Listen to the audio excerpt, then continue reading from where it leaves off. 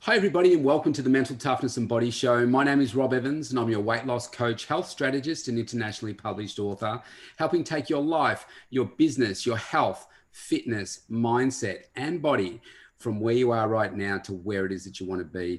And I'm really excited today because we've got a really special lady with us. She's first-time author. She's just had her new book published, Vicki Wright. She's a consultant, she's a business owner and a network marketer, and we're going to hear all about her transformational story today. So Vicki, all the way from Sydney, Australia, welcome. Oh, thank you, Rob. It's great to be here. And tell me, your book. Now, when you're describing the title of the book, how do you say it? Because it's obviously written a different way. I say, I'm too old for this shit. Yeah. I used to work with a guy who used to say SH1T, and I thought, oh, I like that. I like that. Yeah, I'm too old for this SH1T. Yeah, nice work. So where did the inspiration come for this book? Okay. So to give you a bit of a background of my story, I've had a long career in the corporate world, working my way out through the ranks, I guess, so to speak, doing what we thought we were supposed to be doing. So working hard at school, getting a job, working, hard at an employer, and then supposed to do that for 40 years and then retire.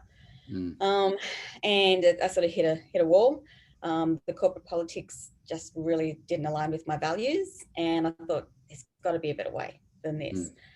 And so, I dabbled in network marketing and always wanted to be my own boss, but I was never ever able to kind of really crack it to the levels of success that, I aspired to. And I saw that, is definitely possible, until I went to work on myself. And, as your show is all about, it's about mindset and resilience and mental toughness and uncovering those limiting beliefs.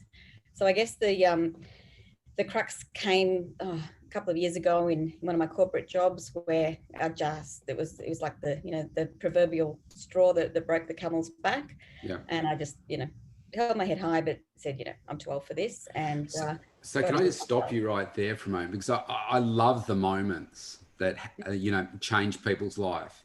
Yeah. What was, obviously, for privacy and whatever, don't share the corporation and the exact thing, but what was it what happened inside you to say, no more, I'm not going to do this again, this is it?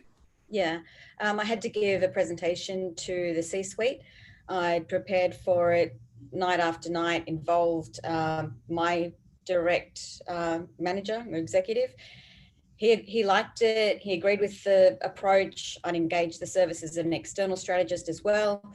Went into the boardroom, started to deliver, got to slide 2, and basically the whole team, bar one woman, turned on me and said, no, none of these ideas are rubbish, including the guy who I'd worked for probably 10 years, who had agreed with me in the preparation for the presentation. So I just thought, you know what, again, hold your head up high. They've asked you to do all this work. They don't like it, and yet you're still getting paid. So who's the dumb one here, them or me? Yeah. So I just, that was the point. Yeah. Wow. Did you find out why they didn't support you? What changed?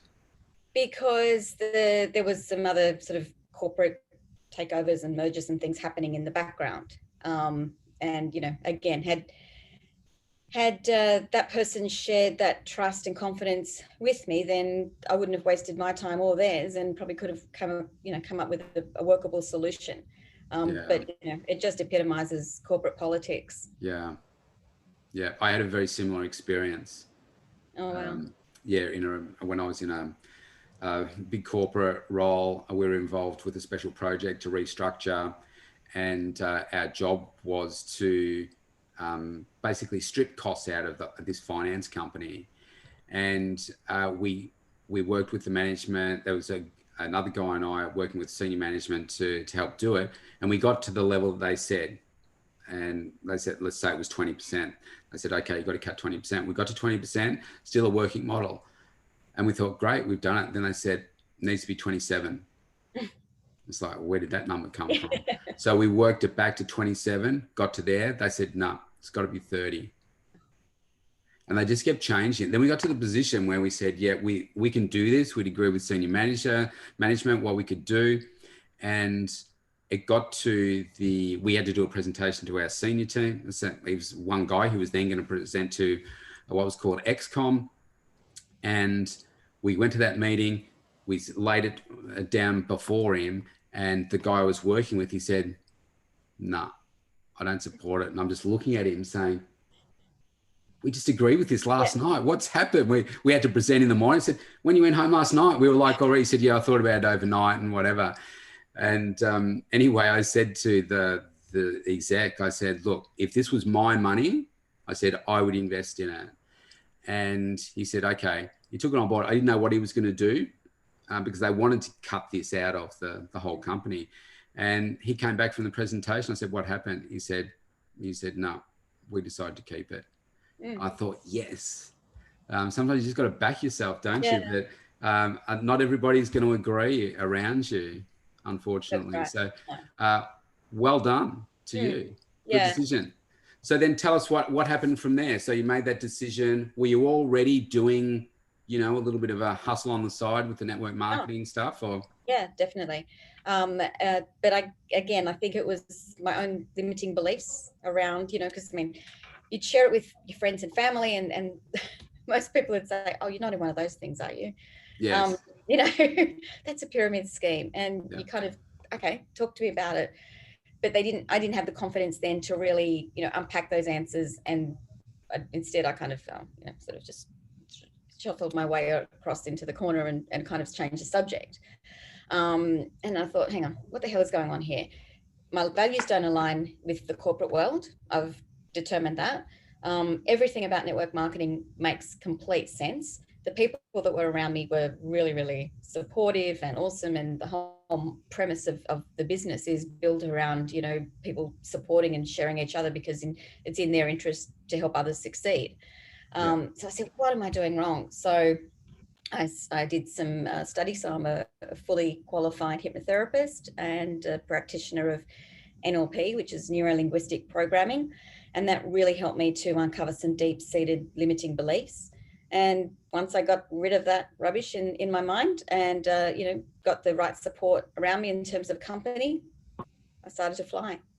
Yeah, nice. And then the journey to the book, how did that take you to writing? It was actually just sitting down with my husband one day, and he said, "Oh, I think you should write a book." I'm thinking, okay, great. What do I write about? Is it going to be a love story, a murder mystery? What is it? Yeah. And then I thought, I'll just start writing about my story, I guess. I've always been really, really passionate about the whole personal development field, which is obviously a large part of network marketing as well. So I've listened to plenty of people like, Robert Kiyosaki, JT Fox, Jack Canfield, so on and so forth. And I just started writing from there. And, it only took me about 6 months to write it. Yeah, nice.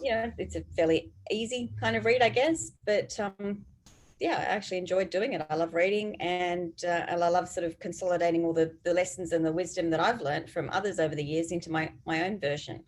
Yes, fantastic. It's the journey in itself in writing a book is something that it's hard to describe, I think, because I remember writing the first chapter of my book, and it took me ages to write it, and I came back to it in a couple of months, and it was rubbish. I thought, who wrote this? This is trash. No one's going to want to read this. It doesn't mean anything and stuff. So I had to kind of start from scratch. So you really find out something about yourself. And certainly because you've got it published, that's a whole other game. And then getting your book published and finding people that want to print it and stocking in bookstores and all that kind of stuff as well. So congratulations. It's a huge achievement. No, thank you. I've ordered my copy. It hasn't arrived yet. Okay. And I know you've got a special offer for people at the end when we get to the end of the podcast. So thank you very much for that. Before we delve a little bit further into your book, I wanted to get an understanding, because obviously we're still living in these very uncertain times, and you're moving from a corporate, high-paying executive positions, and then trying to replace that income and taking that leap of faith and all that kind of stuff. I do want to dig more into that. But tell me, what have you learned about yourself with COVID being around over this last 12 months? Oh, I've just learned to live in the moment. And, I think one of the main things with the travel restrictions, um, over the years as a family, we spent a fair amount of money traveling and taking the kids overseas. And sometimes I would look back and think, oh, if we didn't do that, maybe I'd have this or whatever. And it's true. Like, money comes and goes. Yeah. And, if you put your mind to it, you can always find money, but you can't find memories. Yeah. And I think that's what I've got out of the COVID thing is, well, no one, I don't think, would have ever expected, the series of events that happened over the past sort of year. And that's what it's taught me. Live in the moment, be grateful, and, make the most of it. Yeah, it's certainly interesting. I mean, we're living in different states, and I know you didn't have anywhere near as severe lockdowns we did down here, but there were certain times where we just had no idea how long the state was going to keep us locked up for. It was over 12 months. We shut down for almost 8 months across 3 lockdowns. But there was a point where I was thinking, do you know what? You could be a billionaire right now. You could have a $200 million yacht, your own plane, and whatever. You can't use any of it. Exactly. And it was very similar. Like when you die, you can't take any of it with you. One of the things that it certainly did for me was make you appreciate the relationships that you have, whether they be business relationships with your your friends, with your kids and everything. And they certainly strengthened for me. It gave me homeschooling and stuff, and it gave me greater insight into appreciating school teachers and how much they take on and how much we expect them to do. But also understanding more about what the kids are doing in school and becoming closer with them as well. And I think I was excited by COVID, not from the health perspective, if we put that to one side, because that's all tragic, what's going on there. But I thought, how many times are we gonna, like you and me, gonna live through our lifetimes and go through something like this, where it's really an opportunity to test ourselves? Yeah. And that's what I love about this show. It's talking about mindset. How can you push into something that's so challenging and completely changes the way that you need to think about how you do business? I thought that this is a real gift here. Yeah. So I enjoyed that part of it. And like this last 12 months has been my most successful ever because Congratulations. That's great. thank you. Because of doing things like this, doing Zoom calls with people and doing coaching with people via Zoom. Whereas before, I was doing coaching with people that live in my suburb. And, I had some clients that just lived around the corner and they're at home and I'm here. Now, if I tried to sell that out of the pandemic, they're like, what? Well, unless I can come in there and do it, I'm not going to do anything. But because we were forced to, it changed everybody's thinking, which I thought was really cool. Yeah, it is. I mean, I feel like it's so much easier to connect with people globally now because Yeah. it's just the way that we communicate. Yeah. Yeah. It's certainly, opened up a lot of other relationships around the globe for me too. It's been really, really, really exciting from that perspective. So let's jump back into your book for a second. Okay. So tell me, you've gone from, so you spoke about limiting beliefs. So how did you overcome that, I guess, that biggest initial one? Because people will be listening to this right now and maybe they've taken the leap or maybe they want to, and they're like, oh, geez, how do you do that? Like if everybody's different, but if you're earning, 100, 150, a couple of $100,000 and you think, man, I just turn up to work. I've been doing this for years. Now I want to step away from that. And I've got to reproduce that income on my own by doing something that I've never done before. I'm excited about it, but I've never got to that level. What would your advice be to help people get over that?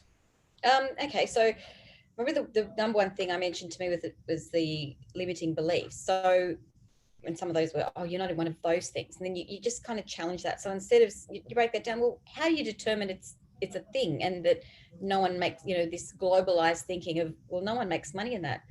Okay, nobody. Let's really question that and challenge that belief. I've been to plenty of conventions, network marketing companies over the years. there's heaps of people making a lot of money, Lots of millionaires. significant money, right? And there's a lot of people that aren't making money. Some don't make any, right? But it's the attitude. Yeah. And you know, they all, those people that are walking across the stage haven't made that money overnight. No. You know, they've planned, they've been persistent, they've looked to others and modeled them successful people, and then done the same thing. You know, you always follow in the steps of others who are successful. So, you know, you challenge those beliefs and then you just break it down. Yeah, I think you've made a couple of really good points there. I think one of them is that people expect to achieve change, you know, just like that overnight and to replace that income. And I think if you've got that mindset, then you're living in a fantasy world. I'm sure you would agree with this, but I don't want to put words in your mouth. But I have, now that I left a corporate job 13 years ago, you know, senior manager, you know, six-figure income. And I thought, yes, it's a big step, but I'm really passionate about it. I used to think I knew what working hard was. It wasn't until I started running my own business that I realized, oh, right, that's what hard work looks like.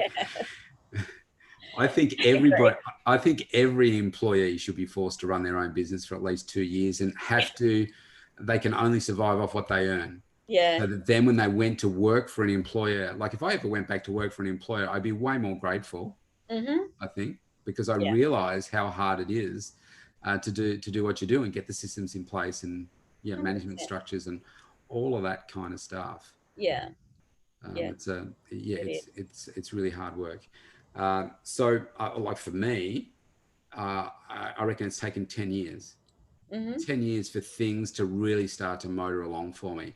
If that sounds scary to people, then, well, like in the network marketing company that I'm affiliated with, the average person is earning something like, don't quote me, I think it's like $437. It's something like that. And people go to those events and they see, you know, the millionaires up on stage and everything, and they're like, oh wow, I'm going to do that, and they get all rah rah rah. But none of those have become millionaires in 12 months. No. The average is like 6 or 7 years or something. That's right. And so they're not overnight successes. They have to keep working at it.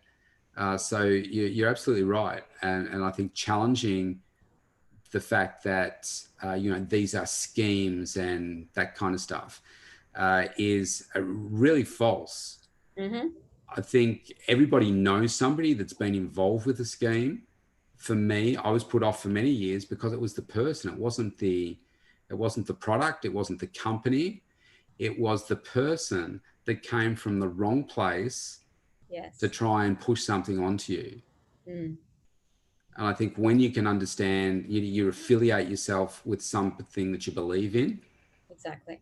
You know, you like the culture, you like the ethics of the company, and you're passionate about helping others, then that's a game changer. Yeah, 100%. Yeah, you must believe in the products. You want to believe in yourself, but also believe in those around you. But I think one of the other reasons that I wrote the book, not everyone's going to feel the same.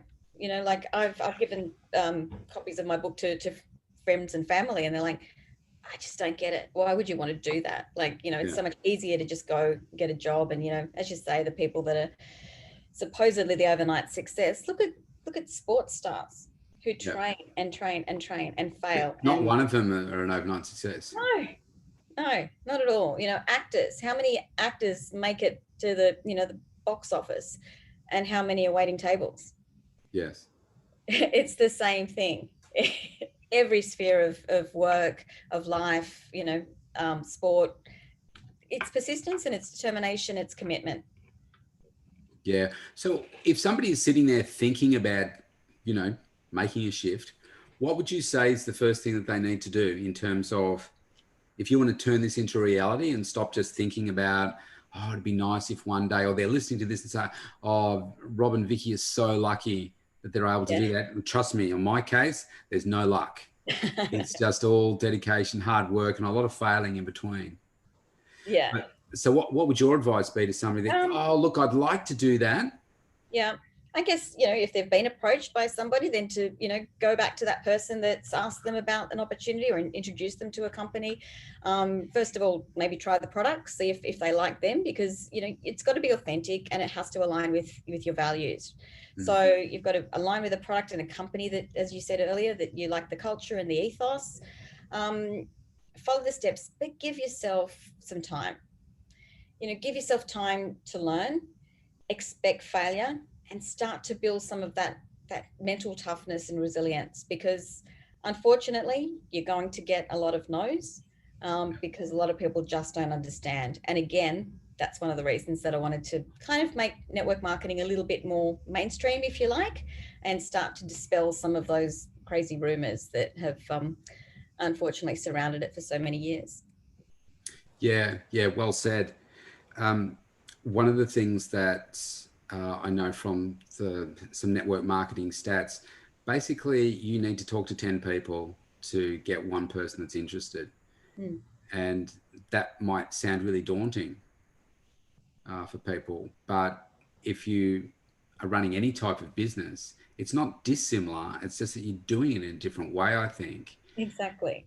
Um, the other important point to note here is that with this type of business, you don't have to say, okay, I'm going all in straight away.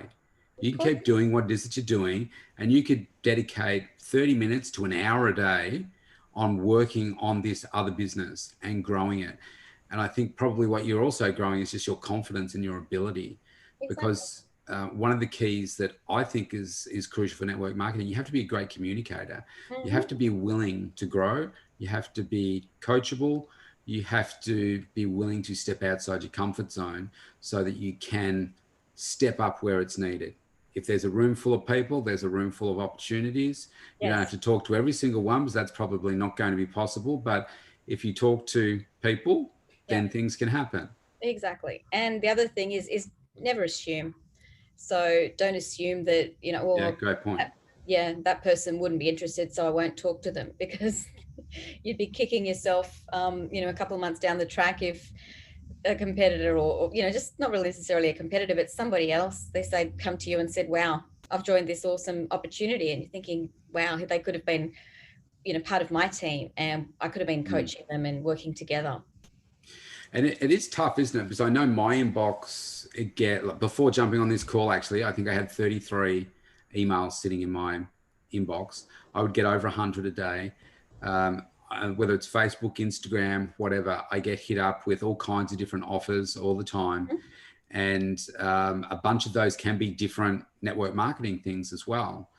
And that can just put people off because they're being hit by so many different angles that they think, well, when something does present to them, I think, well, I'm not interested in that. But I think you hit it on the head when you said, well, you know, we all use things in our life, right? We all eat, we take supplements, you use makeup, you clean your house, you do, you know, a whole range of different things. The question is there a better alternative out there Mm. for you? And if you really enjoy the product, well, if you don't, forget it. It's the wrong Yeah. product for you. You can't be false about it. But if it's something that you genuinely believe in, like I do with the company that I work with, then it's a no-brainer. It aligns perfectly with the business that I run. So it's an easy conversation with Yeah. people. Yeah. But once again, you don't have to go all in. Like I'm not. It's not a huge part of my business. It's a part of it because it fits in Mm. quite well. Would I like to spend more time on it to grow it? Yeah, absolutely. Mm. But it's But like you it's, said, go on, sorry. yeah, I was going to say, but it's still growing there Yeah. on the side, even though it's not my main focus. It's still growing. Mm. And like you said earlier, with your business and how it's had to, I guess, transition during COVID, Mm, likewise, network marketing has as well. So, you know, yeah, my business is all conducted online. yeah, So, you know, and that, as you said before, it's positive because you can reach so many more people than just like the kind of old school kind of having parties and things in your home. yes, We can reach so many more people in different time zones, which means that that's you right. can be sitting on the couch, kind of, you know, watching Netflix, but, you know, going through your phone and making connections. Yeah, that's right. And I think there's so much work. Is like the company I'm with, they spent billions of dollars on infrastructure and striking up relationships and so forth around the world, so that if you are building teams internationally as well, and you haven't had to do the work apart from the communication, but you don't have to pack the products, you don't have to, pardon me, ship them, all that kind of stuff. It's all taken care of for you. Yes. All you have to do is create the relationship.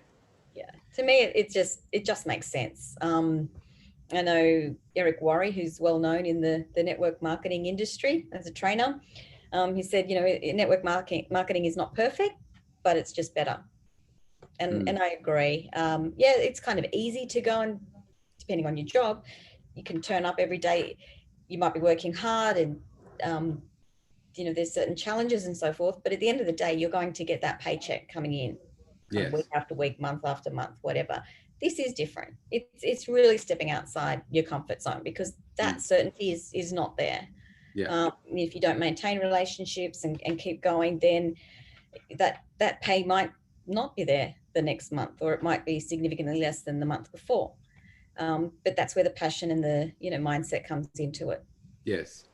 Yeah, you do. You really do have to jump out of the plane and hope the chute opens on the way down. And sometimes it won't always open. But if you want to grow your wealth, and just about everybody on the planet, they talk about wanting more money, then you're probably not going to do it in a corporate life. You say, oh, well, I'm earning 200 grand a year. Fantastic. But if that's all you want to earn, then, and that's not a criticism, but if you want to earn $1 million, then you're probably not going to do that just by staying in that place.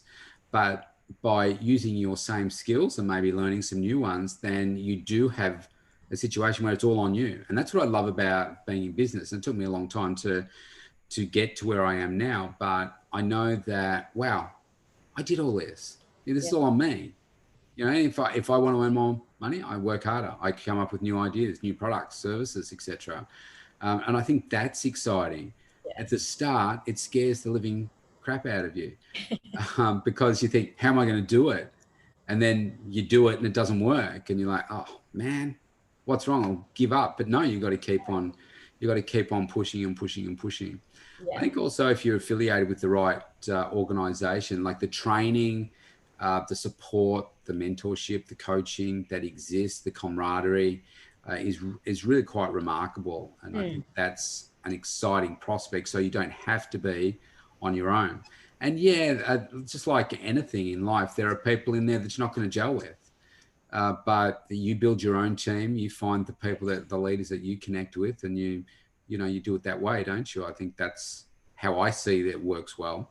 That's one of the things I really love about it is that culture, that support, and that I choose who I want to work with, which is completely different to the corporate model.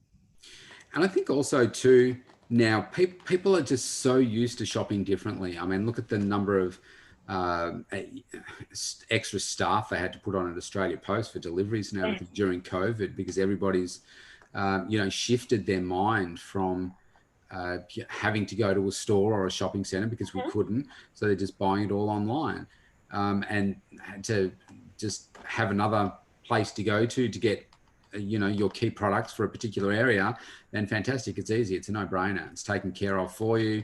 They're going to come each month, and bang, it's just easy. It is definitely. And yeah, like the way that service and shopping is changing, so too is the workforce. So another thing I talk about in my book is offshoring and outsourcing, and people that have been kind of relying on a job for so long, technology might have taken that job away. And so, wow, yeah, we're shopping online, but people are, even insurance and, all the telecommunication services, everything's going offshore and being digitalized. So, there's fewer and fewer traditional kind of jobs around. Yeah. Let's say people are still staying in their corporate job, but they've got this bit of a side hustle thing going on the side. well, obviously you had that moment where you said, "No, that's it. I'm out of here and I'm all in Yeah. here." Was that a case of you were already doing really well out of the network marketing side of things, and you thought, "Well, it just makes sense now. I'm really peeved off over here," or were you still like, "Well, I'm not even close to replacing my income, but I'm so fed up here. This is going to have all my energy now." Sure. I did a hybrid, or I took a hybrid approach. So I took a redundancy from the company. And again, I detail that in my book. People might think, oh, wow, I'm made now. I'm set. I've got this payout. Payout doesn't last that long, let me tell you. Mm. So I did some consulting as a self-employed person, which I still do from time to time. And I built the business up on the side. So, again, you've got to do what's right and think about things logically. If I were in a position to just, cut everything and go, hell for leather into network marketing at the time, great. But, like everyone, we've got bills to pay and, food that we need to eat. So that's how I did it. Yeah, nice, Yeah. nice. And it was still scary for you though? 100%. Oh, yeah.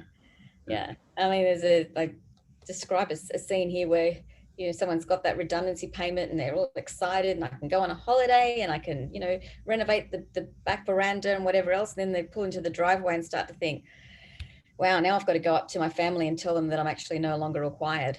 And what Yeah. that does to you, mentally and spiritually as well is also of concern. And it's something that you need to really think about the impact besides the financial. Yes. Yeah. And if you, it's only fairly recent, isn't it? A couple of years? Yeah. Yeah. So people might be listening thinking, oh, well, it sounds like you're talking 10 years ago, but it's pretty Oh, no, recent no, no. Yeah. for you. Yeah. So tell me, what are your plans? What's your vision for this year? Because it's still a bit unpredictable. I mean, today, at the date of recording this, Brisbane, which is north of both of us, is going to a 3-day lockdown. They've got 78 cases Yeah. now going there. It's going to blow out further and further.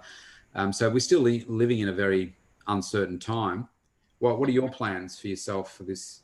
Yeah, my plan is to get my book out there as much as possible so that, as I said, I can work towards my goal of getting more people to understand what the benefits of network marketing and how it might be an opportunity that they'd perhaps consider or reconsider. And obviously continuing to grow my team and share the opportunity with others. Yeah, nice, nice. So, last couple of questions. What keeps you awake at night? What do you go to? You know what I'm talking about? You go to bed at night and you're lying there and you think, "Oh man, I need to do this. I've got this problem, etc." What keeps Um, you awake? What keeps me awake? To be honest, not a lot. Things used to keep me awake, but I've got a pretty good routine down pat now in terms of taking some time out for myself, mindfulness, and it's all about, yes, there's more things that I'd like to do, and like you're getting kind of the more engagement you put out there, the more you're getting back, and sometimes you think, oh, I'm overwhelmed, but you just got to put it into perspective and think, oh, I'll do what I can do. And make sure that you're getting enough sleep, enough nutrition, enough exercise, so that you can cope. Because if you're not going to look after yourself, you definitely can't be there for others around you. Yeah, really great point. Obviously, near and dear to my heart.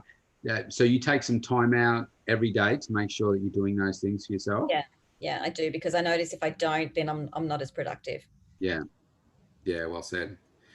Um, Last question has escaped me. Um, I was going to say, you said something just then. I was going to say something, but it's gone from my mind right now. One of the things that I do notice in myself, that's what I was going to say, the busy factor, and Mm-hmm. keeping that balance right. And people talk about work-life balance and stuff, and I don't believe that you ever really achieve it, because you're always just focusing more on the work side of things. But if I had to do what I do now from day one, I probably would have had a heart attack. The point being that you build your resilience, you build your efficiency, you build your strength, you build your confidence in knowing what you need to do each day, which initially you don't have. Yes. So I think the more, I'm sure you'll agree with this, but the coaching has been huge for the development of me. And I've had a heap of different coaches over time. and it's really helped me get my perspective. And I think you have coaches for a season maybe, so that they take you to a certain place, and then you need a different sort of coach to help take you to that next level. And that certainly helped me gain my confidence. Otherwise, I never would have written a book. I never would have done these shows because I didn't have the confidence. I mean, I used to hate standing in front of people talking when I was in school, but now I'm like, you put me in front of a room. Yeah, exactly. It's just Isn't from, that great that, you said yeah, it before, all your success has been on you. yeah, And it's just like this. Yeah, there might be some things that you don't know, but you can learn them. yeah. Just because you might not think that you're good at something, you probably aren't until you learn. No one is at the start. Yeah, that's right. That's a great point, because you just don't know what you don't know. And I know that sounds silly, but you might think, like, I used to have this horrible self-image of myself. I had this, really poor self-belief. I didn't think I was, going to amount to anything. Why? Because at school, I just wasn't a good student. Mm, And that made me think that I was never going to be able to be good at anything. yeah. And you may be watching this right now and thinking, oh, that's how I feel right now. I don't have the confidence to be able to sound like you're doing. Well, I can speak on behalf of you too, I suppose, that we wouldn't have had the confidence to do what we're doing now at some point in our life either. No, no, But sure. you just keep having to step outside that comfort zone, don't you? And just step up. You have to. And you know what? You might step out of that comfort zone and want to jump straight back in. But, stay out there for a little bit. And yeah, it'll be uncomfortable. Um, but it's worth it because you'll get past there. You'll get past that uncomfortable, because then your zone will become a little bit bigger. So Yeah. your comfort zone is expanded, and then you've got to step out a little bit further. And it's actually really, really satisfying. Yeah, and the rewards are really remarkable, and it's not just financial rewards. It's the people, the conversations like I'm having with you now, the people that you get to meet all around the world, and Yeah. the impact that you get to have on other people's lives, Mm. people that you've never met before. That's right. And I mean, you'd know this better than anyone. It's like a muscle. You've got to kind of work it and, put it through a little bit of pain to Yeah, see some results. yeah. Hence why this show is called the Mental Toughness and Body Show. You've got to keep working that mindset. It's been Yeah. fantastic, Vicki. You've given us a whole bunch of great content here. Just to close this out, I did want to, why don't you tell us about, firstly, the special offer that you've got? Tell us Sure. what that is. So I'd like to give any viewers of your podcast today a copy to receive my book for free. So just reach out to me via my website, www.victoriawright.com.au, and I'll send you a code to do that. Yeah, so 10 copies available. Yeah, oh, wonderful. Thank you. That's very generous of you. Now, if people do want to get in touch, obviously you've got your website that you just said there. Facebook, LinkedIn, where's the best place to? I'm on Facebook. I do a lot of my business is conducted over Facebook Messenger. But feel free to reach out to me on that, on Instagram or on LinkedIn. I'm across all channels. Yeah, fantastic. As Victoria Wright, or as your Vicki? Victoria Wright. Okay, fantastic. So look, my advice would be grab a copy of Vicki's book. It sounds fantastic. I can't wait to get my hands on it. I thought I would have had it by the time we did this interview, actually, but haven't got it yet. And if anyone is interested in being part of Vicki's team, then reach out to her. It'd be fantastic. Really enjoyed having a chat with you, Vicki. It's been a couple of years since we've had a good conversation. So I appreciate you taking some time out today to have a chat with me. I appreciate your time too, Rob. Thank you. It's been great. No worries. All right. Thank you. Stay safe, everybody, and we'll see you tomorrow.